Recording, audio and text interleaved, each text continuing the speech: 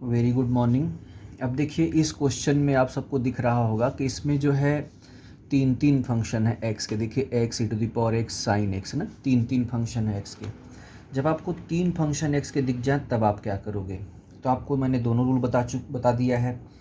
एक x v वाला भी बताया है और x e to the power alpha x वाला भी बताया है। दोनों रूल आपको मैंने बता ही दिया है। तो इसमें करेंगे क्या, देखिए आप एक काम करिए। सबसे पहले अगर एक्सपोनेंशियल फंक्शन है साथ में तो e to the power alpha x v वाला रूल लगाइए। ये रूल क्या कहता है आपको?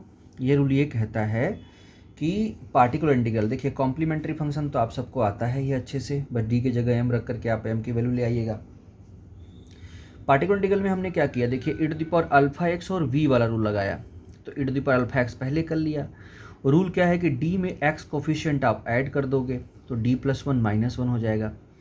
ठीक है, बाकी एक्स साइन एक्स हो गया। इसके बाद आपने क्या किया भाई, एक्स वी का रूल। तो क्या रूल होता है एक्स वी का? तो एक्स पहले, बाकी एफ ऑफ डी मतलब जो है वो वही रहेगा, साइन एक्स पे लगेगा। अब माइनस डी स्क्वायर का डिफ्रेंसिएशन और डी स्क्वायर का होल स्क्वायर, आपको याद होगा फार्मूला आप सबके पास है, साइन एक्स और ये क्या होगा डी स्क्वायर। तो साइन का रूल क्या होता है, माइनस वन का स्क्वायर हो जाएगा, साइन एक्स हो जाएगा। और देखिए ये जब डिवाइड करेंगे तो यहाँ डी क्यूब हो जाएगा। डी क्यूब का मतलब क्या हो गया, one by D square into D. और जो ये साइन है वो उसका कोफिशिएंट माइनस वन स्क्वायर हो जाएगा यहाँ पे, और डी बच जाएगा साइन एक्स।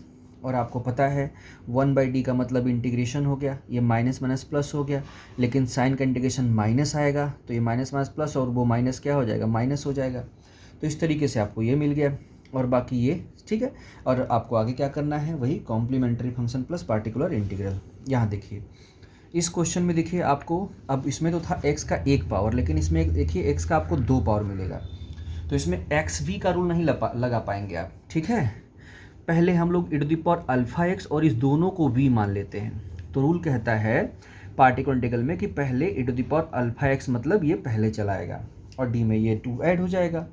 अब d में टू ऐड हो जाएगा तो ये x square sine two x हो गया। अब बताइए एक्स के लिए आपने रूल पढ़ा है, एक पावर के लिए रूल पढ़ा है, यहाँ पे दो पावर हो गए। तो अब क्या करें?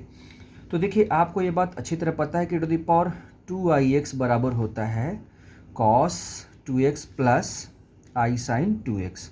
और आपको ज़रूरत किसकी है, साइन टू एक्स की। तो अगर हम इसमें imaginary part of e to the power two i x लिखें तो हमें साइन टू एक्स लिखना पड़ेगा, क्योंकि अगर इस e to the power two i x का इमेजिनरी पार्ट लिखें तो हमको साइन टू एक्स लिखना पड़ेगा। इसका मतलब जो हमारा साइन टू एक्स है इसको हम इमेजिनरी पार्ट लिख करके छोड़ दें, है ना। तो ये हमारा इमेजिनरी पार्ट हो गया, ठीक है। देखिए साइन टू एक्स को e to the power two i x करके इमेजिनरी पार्ट लिख दिया, मतलब साइन टू एक्स ही है, ये समझिएगा इस बात को। अच्छा e to the power two i x. अब इसके बाद आप सोचिएगा रूल फिर वही लगेगा, e to the power alpha x v वाला। तो क्या होगा, टू आई एक्स चलाएगा पहले, ठीक है, और डी में टू आई ऐड हो जाएगा। लेकिन इसके पहले मत करिए क्योंकि अभी इसका इमेजिनरी पार्ट हम लोग को लेना बाकी है, आगे की बात। देखिए अब इसमें से हम लोग टू आई ले लेंगे कॉमन, क्योंकि एक्स स्क्वायर है, बाइनोमियल रूल लगेगा। तो टू आई कॉमन लेंगे तो one plus d by two i का whole square, sorry whole square तो है ही, ऊपर जाएगा माइनस टू हो जाएगा। फिर इसके बाद इसका बाइनोमियल करेंगे, कौन सा binomial, one plus x to the power minus n. क्या होता है formula, one minus n x, ठीक है। और फिर क्या होता है, फिर plus minus n minus one by factorial two x square, और ये माइनस बाहर आके प्लस कर देगा तो ये एन है ना, एन, और फिर ये प्लस हो जाएगा, n n plus one by factorial two हो जाएगा। वही फार्मूला हमने लगाया है, दो ही पावर तक डी की जाए क्योंकि एक्स का पावर दो बाहर है। तो इस तरीके से आपको जो मिलेगा, ये देखिए एक्स स्क्वायर गुणा कर दिया यहाँ पे, फिर यहाँ एक्स स्क्वायर का, यहाँ एक्स स्क्वायर का। अब इसमें ध्यान देने वाली बात ये है, टू से टू कैंसिल हो जाएगा, एक्स स्क्वायर का डिफ्रेंसिएशन टू एक्स आएगा, आई ऊपर जाएगा, तो जब आई ऊपर जाएगा तो ये माइनस आई हो जाएगा और ये माइनस माइनस आपका प्लस हो जाएगा, ठीक है। क्योंकि वन बाई आई को अगर आप आई ऊपर करते हो, आई नीचे गुणा करते हो, तो मतलब आई इंटू आई माइनस वन होगा तो माइनस आई हो जाएगा ना, तो माइनस माइनस यहाँ प्लस हो जाएगा, टू से टू कट गया, और एक्स स्क्वायर का डिफ्रेंसिएशन आपका टू एक्स आ जाएगा। देखिए वो यहाँ लिखा हुआ है, ठीक है। और बाकी इसका बताइए, इसका क्या होगा जो यहाँ पे है, तो ये वाला क्या हो जाएगा, टू से to cancel, three by four हो जाएगा, और आई का स्क्वायर माइनस वन हो जाएगा, ठीक है। तो ये माइनस में हो जाएगा, थ्री बाई फोर हो जाएगा, और इसका दो बार डिफ्रेंसिएशन होगा, टू आएगा, वो आपको लिखा गया है। अब इस तरीके से ये हो गया। अब e to the power two i x का ओपन कर दीजिए आप। अब इसमें आपको इमेजिनरी पार्ट केवल चाहिए, तो cos 2x का किस में गुणा करेंगे तो केवल i में आएगा, तो इसमें करेंगे तो i में तो आएगा नहीं, रियल पार्ट आएगा, तो इसका इसमें करेंगे तो आएगा। तो कितना इमेजिनरी पार्ट में कौन आएगा 2x cos 2x, ये लिख लिया है ना। और फिर इसका जब आप इसमें करोगे गुणा, क्योंकि i के साथ वाला है तो इसमें करोगे तो i के साथ ये पूरा आ जाएगा, तो इसलिए हमको केवल इमेजिनरी पार्ट लिखना है, तो sin 2x और माइनस ये हो जाएगा। ठीक है, तो इस तरीके से ये मिल गया आपको। तो सोल्यूशन में क्या करेंगे, complementary function plus particular integral. तो ध्यान देने वाली बात यह है कि जब x के बड़े पावर्स होंगे तो आप इसी तरीके के रूल अप्लाई करिएगा। ठीक है, अच्छा देखिए मैं आप सबको जो भेजूंगा तो इसमें देखिए बहुत सारे क्वेश्चन है उसी तरीके के ना।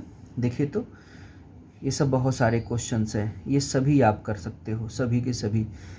ठीक है, मैं भेजूंगा। अगर आपको इसमें से किसी भी क्वेश्चन में प्रॉब्लम होगी तो जब मैं अगला क्लास लूँगा आपका तो ज़रूर पूछ लीजिएगा। ठीक है, ट्राई ज़रूर करिएगा, है ना, आपसे सब क्वेश्चन हो जाएंगे। तो ये वाला जो differential equation with constant coefficient आपका ख़त्म हो गया। अब हमें क्या करना है, अब हमें इसी में एक और बात पढ़नी होती है जिसका नाम है linear differential equation reducible to constant coefficient. मतलब हम जो डिफरेंशियल इक्वेशन है उसमें कोफिशिएंट तो वेरिएबल होंगे, कांस्टेंट नहीं होंगे, बट इसको हम रिड्यूस कर सकते हैं किसमें, कांस्टेंट कोफिशिएंट में। अच्छा, इसको होमोजीनियस क्यों बोलते हैं, होमोजीनियस इसलिए बोलते हैं कि जितना ऑर्डर का डिफरेंशियल इक्वेशन होता है x का पावर भी उतना ही होता है। देखिए n ऑर्डर का डिफरेंशियल कोफिशिएंट है तो x का पावर भी उतना ही है, n-1 का है तो x का पावर भी उतना ही है, n-2 है तो x का पावर भी उतना ही है। ये सारी चीज़ें हैं। ठीक है, अच्छा देखिए इस लाइव क्लास में जो मैं आपको भेज रहा हूँ, जो यूट्यूब का ये है, इसमें अगर आपको दिक्कत होगी तो मैं लाइव क्लास जब लूँगा तो उसमें आप ज़रूर चर्चा कर लीजिएगा, कहीं भी जो भी चीज़ें होंगी हम लोग क्लियर कर लेंगे उसको। ठीक है, अच्छा ये ध्यान रखिएगा a0 a1 a2 an सबके सब कांस्टेंट है, q भी कांस्टेंट हो सकता है या तो x का फंक्शन हो सकता है। ठीक है, अब देखिए इसको कांस्टेंट कोफिशिएंट में चेंज करने के लिए, ठीक है, जो इंडिपेंडेंट वेरिएबल x है उसको हम लोग नए वेरिएबल z का फंक्शन इस प्रकार बना लेंगे। ठीक है ना, क्योंकि इस प्रकार बनाएंगे तभी वो कांस्टेंट कोफिशिएंट में कन्वर्ट हो जाएगा। ठीक, आगे चल करके हम लोग एक चैप्टर है उसमें रीजन भी ढूंढेंगे। ठीक है, ठीक, तो सिंपली x बराबर टू दी पावर z अगर हम सपोज करते हैं तो ये कांस्टेंट कोफिशिएंट में कन्वर्ट हो जाएगा। तो आइए देखते हैं, तो x बराबर टू दी पावर z अगर रखते हैं, ये देखिए अपने से आपने सपोजिशन करना है, आपको ये सोचना है कि इस कांस्टेंट कोफिशिएंट में कैसे कन्वर्ट हो जाए। ठीक है, तो यहाँ से z बराबर क्या हो जाएगा log x, dz by dx क्या हो जाएगा 1/x। चलिए अब आपने x को z में कन्वर्ट कर दिया है तो आपका जो डिफरेंशियल इक्वेशन x के रिस्पेक्ट में है उसको भी z में कन्वर्ट करके देख लेते हैं। तो dy बाई dx को क्या लिखेंगे, dy by dz, dz by dx 1/x हो गया। इस x को यहाँ क्रॉस कर दीजिए तो x dy बाई dx, यानी जो वेरिएबल कोफिशिएंट है देखिए कांस्टेंट कोफिशिएंट बदल गया, क्योंकि देखिए यहाँ पे कांस्टेंट 1 आ गया ना। ठीक है, तो ये अच्छा d बाई dz जो है, आप d बाई dz जो है इसको हम लोग कैपिटल D ले लेते हैं, तो यहाँ से हो जाएगा कैपिटल D y, तो यानी इसके प्लेस पर अभी ये लिखा जाएगा। अच्छा दो बार का जरा देख लेते हैं, तो d2y बाई dx2 को आप d by dx dy by dx लिख सकते हैं। अच्छा इसको आप देखिए dy बाई dx को अभी ऊपर आपने क्या लिखा है 1/x dy बाई dz लिखा है। फर्स्ट फंक्शन सेकेंड छोड़ दिया, फर्स्ट का डिफरेंशिएशन प्लस फर्स्ट छोड़ दिया सेकेंड का डिफरेंशिएशन कर लिया। ये z के रिस्पेक्ट में है, किया है आपने x के रिस्पेक्ट में, होगा नहीं ये, तो इसलिए इसको z आपको अपने से लिखना पड़ेगा।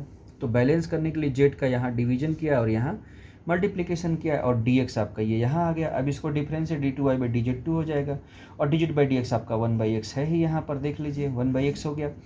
ठीक है, और उसके बाद ये 1/x का डिफरेंशिएशन माइनस 1/x स्क्वायर हो जाएगा। अब देखिए 1/x, इसका भी 1/x, तो 1/x स्क्वायर 1/x और कॉमन लेकर के इधर कर देंगे। अच्छा ये बताइए आपने d किसको माना था, d बाई dz को माना था, है ना, तो अगर स्क्वायर करेंगे तो d2 बाई ये हो जाएगा, है ना, तो ये d स्क्वायर हो गया और ये माइनस dy हो गया, है ना, y दोनों में से बाहर कर लिया, तो d स्क्वायर माइनस d और 1/x स्क्वायर कॉमन लेकर के इधर कर दिया। देखिए सेकेंड ऑर्डर का देखिए किस में कन्वर्ट हो गया, देखिए अब यहाँ पे कोई वेरिएबल कोफिशिएंट नहीं ना है, सब कांस्टेंट कोफिशिएंट हो गया। तो इस तरीके से आपने सिमिलरली एक्स क्यूब वाला भी कन्वर्ट कर लेंगे। ठीक है, तो आपने x cube D cube by by dx3 को भी कन्वर्ट कर लिया। तो इस तरीके से कन्वर्ट करने के बाद हम सब में, यानी यहाँ पे जो भी होंगे सबके जगह रखेंगे, हमारा डिफरेंशियल इक्वेशन कांस्टेंट कोफिशिएंट में कन्वर्ट हो जाएगा।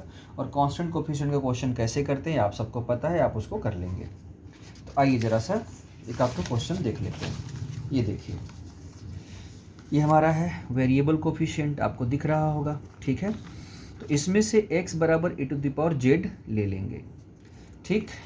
x बराबर e to the power z लेंगे तो यहाँ से फिर वही देखिए मैंने अभी बताया जो सेम टू सेम जॉब यहाँ भी करेंगे ना, मैं दोबारा नहीं लिख रहा हूँ फालतू टाइम लगता, तो सेम टू सेम जॉब यहाँ भी करेंगे। तो x dy by d x को dy आपने अभी थोड़ी देर पहले दिखाया, x square d t y by d x two को डी माइनस वन दिखाया, तो यहाँ डी माइनस वन कर दिया जाए, यहाँ क्या कर दिया जाए x d y by d x को डी वाई कर दिया जाए प्लस 4y कर दिया जाए बराबर 2। अब समझिएगा इंडिपेंडेंट वेरिएबल अब x था, है ना, तो आपका क्या हो गया d मतलब d बाई डी जेड हो गया ना, ये z के रिस्पेक्ट में है पूरा, तो इंडिपेंडेंट वेरिएबल भी बराबर में z में ही होना चाहिए।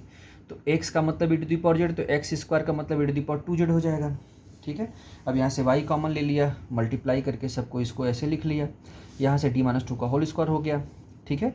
एक्जुलर इक्वेशन फिर वैसे ही, लेकिन आपको पता है रिपीट करता है तो आप ये लिखेंगे, लेकिन जो भी लिखेंगे z में ही लिखेंगे, ठीक है। अब इसके बाद पार्टिकल इंटीग्रल में क्या करेंगे, d माइनस 2 का होल स्क्वायर का 1 बाई ऑपरेट कर देंगे, और e टू द पावर आपको पता है ना 1 बाई डी माइनस अल्फा का power n, e to the power alpha x को आपने क्या लिखा था, तो लिखा था आपने x to the power n by factorial n, e to the power alpha x, यही लिखा था आपने। तो यहाँ z है तो z का पावर n मतलब 2 बटे फैक्टोरियल 2, बाकी ये आपके सामने है, 2 से तो कट कर गया। अब सोल्यूशन में कॉम्प्लीमेंट्री फंक्शन जो आया था, पार्टिकल इंटीग्रल जो आया, दोनों को जोड़ दिया, और z का मतलब कितना है यहाँ पे देख लीजिए, फिर से z को आप क्या रखेंगे, x में रखेंगे, तो z बराबर log x हो जाएगा, क्योंकि क्वेश्चन x में था तो आंसर भी x में आना चाहिए, वो तो आपने सुविधा के लिए इसको z में कन्वर्ट किया है। तो इस तरीके से देखिए ये आ गया, तो ये हो गया log x, ये हो गया कितना e to the power 2x, यहाँ e to the power 2z करेंगे तो x स्क्वायर आ जाएगा, तो यहाँ हो जाएगा x स्क्वायर, ये कितना हो जाएगा log x, और ये भी x स्क्वायर। तो इस तरीके से आपका सोल्यूशन मिल गया। अब देखिए इसी तरीके कुछ क्वेश्चंस हैं, यहाँ देखिए मैं दिखा रहा हूँ आपको कुछ क्वेश्चंस कांस्टेंट ये कोफिशिएंट वाले, थोड़े से ये देखिए कहाँ गया क्वेश्चन, ये देखिए आपको भेजूंगा मैं, तो आप देख लीजिएगा, कुछ क्वेश्चन है, ये आरपी बुक का है, ठीक है। ये देखिए ये क्वेश्चन है ना, इस ये एग्जाम्पल मैंने जो था वही बताया है आपको, अभी क्वेश्चंस बताएंगे अब क्लास में अगले। देखिए इसमें देखिए log x है ना, तो यहाँ डी माइनस 1 हो जाएगा, यहाँ डी हो जाएगा, है ना, और यहाँ log x जहाँ e to the power z हो जाएगा, देखिए नहीं log x की जगह z हो जाएगा, क्योंकि e to the power z बराबर x है तो z बराबर log x हो जाएगा ना, तो log x की जगह z लिखा जाएगा। तो ये जो आपका क्वेश्चन है यहाँ आपका z हो जाएगा, बाकी यहाँ डी माइनस 1 यहाँ d हो जाएगा, देखिए वही यहाँ पे किया गया, देखिए है ना, डी माइनस 1 7d 13y बराबर log x की जगह z, देख लीजिए क्वेश्चन में, है ना, डी माइनस 1 7d 13y बाहर कॉमन और बराबर में z। बाकी आगे की प्रक्रिया कैसे होगी, वही जो पुराना आपने किया था, एक्जुलरी इक्वेशन निकाल लिया, एक्जुलरी इक्वेशन निकालने के बाद जो है कॉम्प्लीमेंट्री फंक्शन, फिर पार्टिकल इंटीग्रल में क्योंकि बराबर में z था तो z से डिवाइड करने के बाद आपको 13 कॉमन लेकर के बाइनोमियल करना पड़ेगा, फिर दोनों को जोड़ देना पड़ेगा, जोड़ने के बाद जहाँ जहाँ z है वहाँ उसको log x करना पड़ेगा, बस यही काम करना है। तो मैं जो क्वेश्चन भेज रहा हूँ, है ना, आप सब ज़रूर कर डालिएगा, ठीक है। थोड़ा मजबूरी है कि मैं आपको आज जो है इस तरीके से वीडियो भेज के करा रहा हूँ, और मैंने सोचा कि कहीं आपका गैप ना हो किसी दिन, ठीक है। तो इसको देख लीजिएगा, क्वेश्चन जो नहीं आएगा है ना वो मुझसे बताइएगा, मैं ज़रूर बताऊंगा, सारे क्वेश्चन आप ट्राई करेंगे हो जाएगा, ठीक है ना, आप सभी में क्षमता है, आप ज़रूर कर लेंगे, ठीक है। फिर जो भी समस्या होगी हम लोग नेक्स्ट क्लास में ज़रूर डिस्कस करेंगे लाइव, ठीक है।